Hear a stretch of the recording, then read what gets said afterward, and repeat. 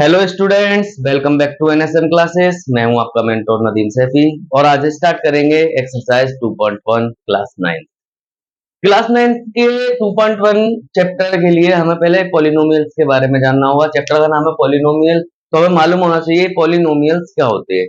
Poly माने क्या होता है? बहुत बहुत सारे नोमियल्स। नोमियल्स का मतलब क्या होता है कि ऐसे मतलब ऐसी संख्याएं जिसमें वेरिएबल और कांस्टेंट वैल्यू का मिक्सचर हो, उसको हम क्या कहते हैं? बहुत सारी ऐसी संख्याएं जिसमें हमारे पास क्या आ रही हो, बहुत सारी ऐसी संख्याएं जो हमारी एक इक्वेशन बना रही है, वो हमारे क्या होते हैं? पॉलिनोमियल्स होते हैं। अब पॉलिनोमियल्स होते क्या है? पॉलिनोमियल्स में हमें दो चीजें पढ़नी है। पहला होता है हमारे पास कांस्टेंट और दूसरा होता है हमारे पास वेरिएबल। तो देखो, पहला टॉपिक है हमारे पास कांस्टेंट। कांस्टेंट क्या होता है पहले हमें ये मालूम होना चाहिए, और एक वेरिएबल क्या होता है ये मालूम होना चाहिए। तो कांस्टेंट क्या होता है? कांस्टेंट वो होते हैं जो सारी हमारे पास काउंटिंग्स होती हैं, जितनी भी हमारे पास गिनतियां होती हैं वो हमारे पास क्या होती हैं? कांस्टेंट वैल्यू में गिनी जाती हैं। और वेरिएबल हमारे पास क्या होते हैं? जितने भी हमारे पास अल्फाबेट्स होंगे वो हमारे पास क्या होंगे? वेरिएबल होंगे। ए से लेकर जेड तक सारे के सारे क्या होंगे? वेरिएबल्स होंगे। अब बच्चों, टाइम ना वेस्ट करते हुए हम क्या करेंगे? एक्सरसाइज को स्टार्ट करेंगे। एक्सरसाइज में सबसे पहला क्वेश्चन है पॉलिनोमियल होते क्या है। तो देखो, पॉलिनोमियल दो ही कंडीशन में नहीं होते, वरना सब कंडीशन में होते हैं। दो कंडीशन किस किस में नहीं होते हैं? एक तो अगर हमारा वेरिएबल के ऊपर फ्रैक्शन आ जाए, एक हमारे वेरिएबल के ऊपर अगर फ्रैक्शन आ जाता है तो वो पॉलिनोमियल नहीं होगा। दूसरा, इसी के साथ साथ हमारे पास टॉपिक ये है कि रूट में कोई चीज आ जाए। रूट का मतलब भी यही होता है, रूट को जब हम ओपन करेंगे तो पावर पे क्या आ जाएगा? फ्रैक्शन आ जाएगा। फ्रैक्शन आ जाएगा तो वो पॉलिनोमियल नहीं होगा। दूसरी चीज क्या होती है कि हमारा जो फ्रैक्शन है मतलब वेरिएबल है वो अपॉन में नहीं होना चाहिए। सिर्फ इन दो कंडीशन में पॉलिनोमियल नहीं होगा, वरना सारी कंडीशन में पॉलिनोमियल्स होगा। तो ये दोनों चीजें हमें याद रखनी है। सबसे पहला क्वेश्चन स्टार्ट करेंगे इसी के साथ हम। क्या होते हैं पॉलिनोमियल्स? पहले हम क्वेश्चन को थोड़ा लिख लेते हैं। पहले इस चीज को तुम्हें अगर कॉपी करना हो तो कॉपी कर सकते हो या फिर स्क्रीनशॉट भी ले सकते हो। तो बच्चों अब स्टार्ट करेंगे हम एक्सरसाइज 2.1। 2.1 में हमारे पहले क्वेश्चन में 5 पार्ट दे रखे हैं। पांचों पार्ट्स के बारे में हम देखेंगे। पहला पार्ट है हमारे पास 4x² minus 3x plus 7। Second part है इसी का बच्चों y² प्लस √2। थर्ड पार्ट है 3√t प्लस 12। फोर्थ पार्ट है इसका y प्लस 2/y। और फिफ्थ एंड लास्ट पार्ट है हमारा x की पावर 10 प्लस y की पावर क्यूब प्लस t की पावर 50। t की पावर 50।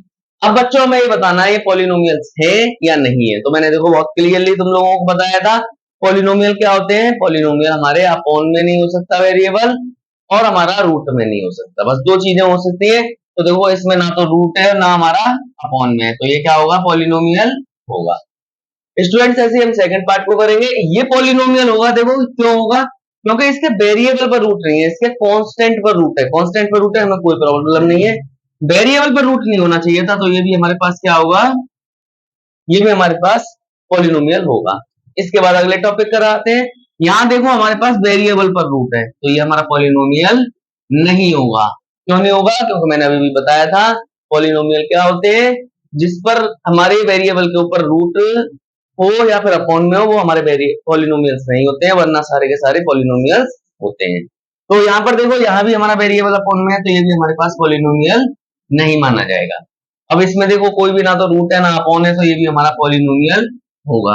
ये बेटा क्वेश्चन नंबर फर्स्ट हमने बड़े आसानी से कर दिया है। फटाफट से इसको स्क्रीनशॉट ले लीजिए। करते हैं इसका सेकंड क्वेश्चन। सेकंड क्वेश्चन में क्या बोला है हमसे? कोफिशिएंट के बारे में बोला है। कोफिशिएंट क्या होता है? कोफिशिएंट का मतलब होता है बच्चों, क्वेश्चन नंबर सेकंड है, बड़ा आसान सा टॉपिक है। कोफिशिएंट ऑफ एक्स स्क्वायर का कोफिशिएंट के बारे में बताना है। अब जैसे मानो कोई भी इक्वेशन है, जैसे मानो ये हमारे पास इक्वेशन दे रखी है, या फिर ये मानो ये 5 + 3x² प्लस 2 ऐसे दे रखी है हमको। तो अगर हमें ऐसे करके इक्वेशन दे रखी है तो एक्स स्क्वायर का कोफिशिएंट का मतलब क्या है कि जो एक्स स्क्वायर के साथ वैल्यू हो वो हमारा क्या आ जाएगा, उसका कोफिशिएंट आ जाएगा। कुछ भी वैल्यू हो, कुछ भी, वो हमारे पास क्या माना जाएगा, उसका कोफिशिएंट माना जाएगा। तो हमें बस एक्स स्क्वायर को देखना है, बताया कुछ नहीं देखना, क्योंकि इसने किसमें पूछा है, सिर्फ एक्स स्क्वायर में पूछा है, तो एक्स स्क्वायर का हमें कोफिशिएंट देखना है। तो स्टूडेंट्स हम क्या करेंगे, इस क्वेश्चन को बड़े आसानी से सॉल्व आउट करेंगे। करते हैं, पहला पार्ट है इसका। पहला पार्ट हमारे पास क्या है, 2 plus x square plus x, 2 plus x square plus x. Second part हमारे पास क्या है,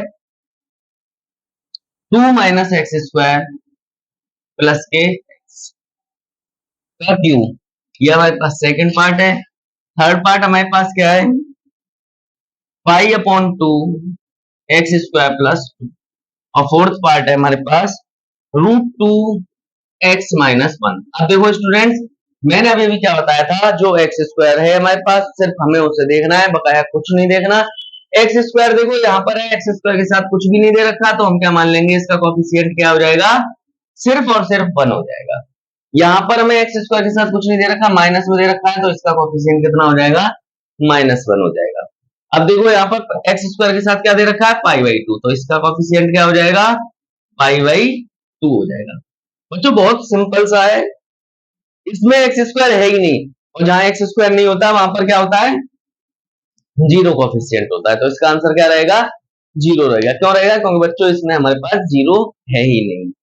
अब इसके बाद इसका फटाफट से स्क्रीनशॉट ले लीजिए, फिर करते हैं क्वेश्चन नंबर 3 को। क्वेश्चन नंबर 3 भी बहुत इजी है हमारे लिए, और बहुत आसानी से हम कर भी सकते हैं।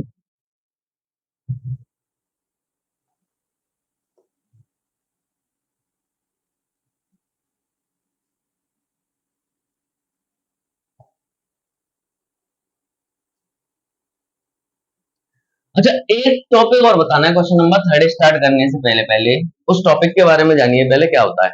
हमें इसमें पॉलिनोमियल में एक तो मोनोमियल, एक टर्म दिया है हमको मोनोमियल, एक दिया है बाइनोमियल, बाइनोमियल, और एक दिया है ट्राइनोमियल, ट्राइनोमियल। तो क्या होते हैं ये सारी चीजें, ये इनके बारे में पता होना चाहिए। मोनोमियल मतलब ऐसे टर्म जिसमें एक ही वेरिएबल हो, सिर्फ ऐसा टर्म जिसमें सिर्फ एक ही पद हो, मतलब सिर्फ और सिर्फ एक ही वैल्यू लिखी हो। जैसे एग्जांपल के लिए 2x हो गया, खाली 3 हो गया। ऐसा टर्म जिसमें हमारे पास सिर्फ एक ही टर्म आए, वो हमारे पास मोनोमियल होता है। बाइनोमियल क्या होता है, बाइनोमियल वो टर्म होती है जिसमें हमारे पास दो टर्म हो कोई भी, जैसे 2x स्क्वायर प्लस 5 या 3x प्लस 5।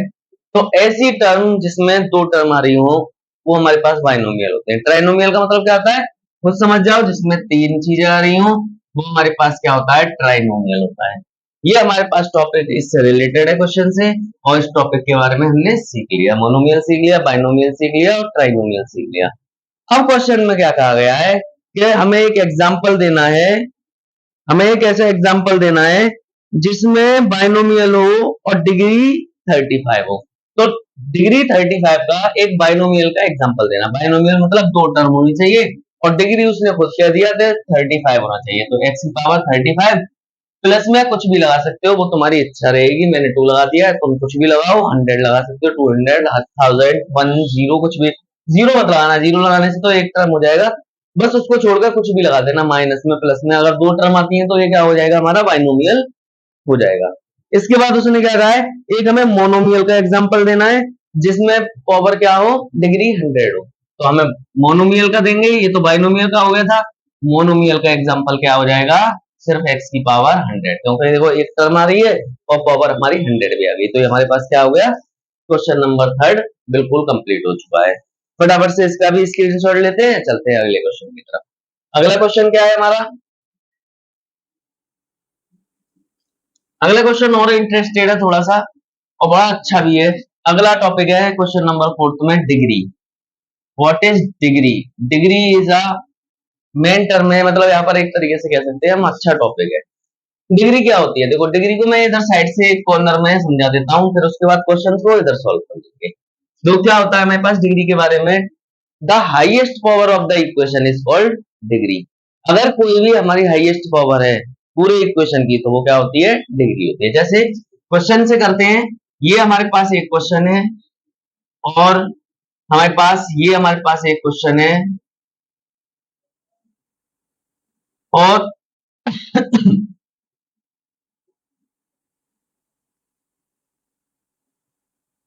और मानो ये हमारे पास एक क्वेश्चन है।